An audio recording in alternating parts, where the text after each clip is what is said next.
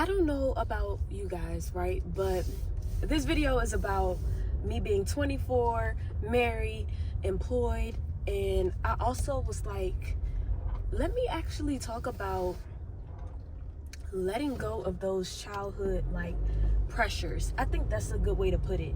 Like, as a kid, I had these ambitions of being a millionaire by the time I was 21. I thought I was going to be married by 21 too, but married by 21, started my family, graduating college earlier. I said millionaire, successful business owner, successful entrepreneur, all of that.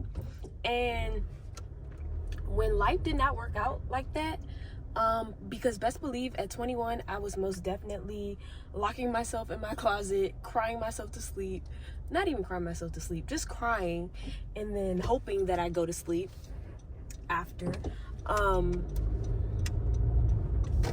Life did not look like what I envisioned it for myself when I was younger.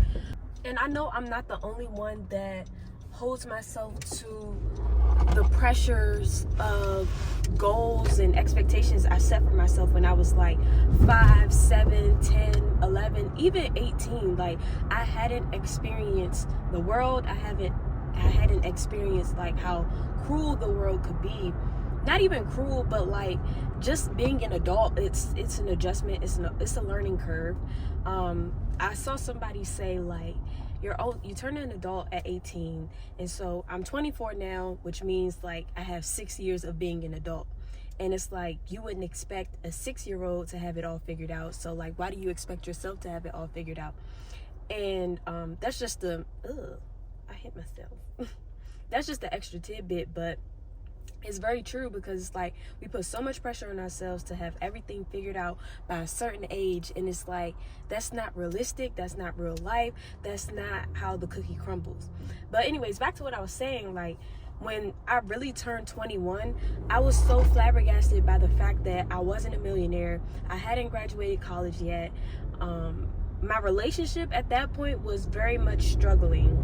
Like, I was going through my own like mental health struggles, and I feel like that created a rift in our relationship. But he never like left me or anything because of it. So I mean, that's commendable of him, because me personally, I don't know, like, it was a lot. So I can only imagine how much it was for him, on top of whatever he was dealing with also. And by he, I mean my husband. But I put so much pressure on myself to be who I thought I was going to be when I was younger. And when I didn't live up to that, it was like really depressing for me. And I think honestly that was the source of my depression, being so hard on myself that I didn't live up to little Kayla's dreams.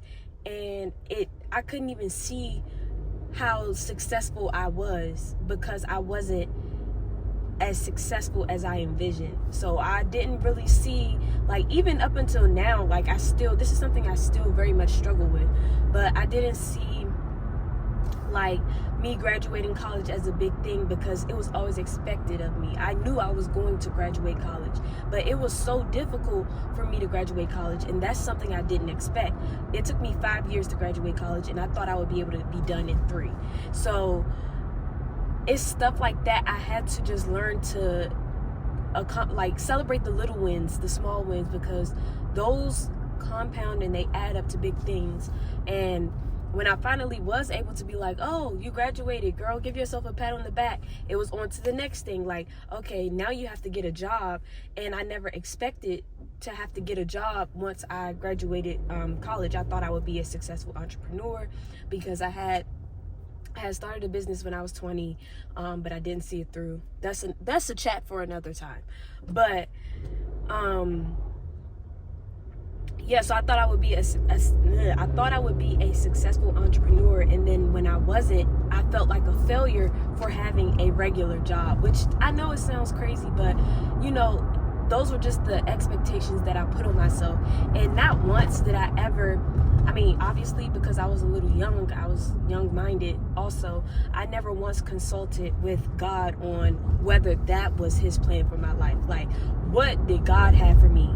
And I feel like if I would have done that a little sooner, life would have been a little bit easier in regards to like not struggling with depression and not struggling with anxiety and things like that, because I had those problems because I was putting these crazy things on myself that was never supposed to be in the cards for me. And I'm not saying I will never be a millionaire, or I will never be a successful entrepreneur, or I will never have a successful business. I'm not saying that, but I'm saying that it wasn't in the cards for me at that time. And since reflecting on that, I've learned that I'm just way too hard on myself. Like, if you think about it, I'm doing pretty damn good for myself. Excuse my language, but I really am doing pretty good for myself. To be 24, I'm living on my own. I'm married. I have my own car. I pay my own bills. I feed myself. I can cook. I have friends. I have a business. I have a business partner. Like, I have a job. I don't know if I mentioned that, but I have a job. Like, I'm not in a bad position. And sometimes it's hard for me to see that because I want so much more for myself. And I feel like God is calling me to just be content. Like, relax, enjoy the things that He's blessed me with. And when the time is right, more will come. But I don't have to force it. But that's my little spiel for the car. Let me know if this is something that you struggle with too, because I don't know if it's just like a me thing or if it's like a us thing.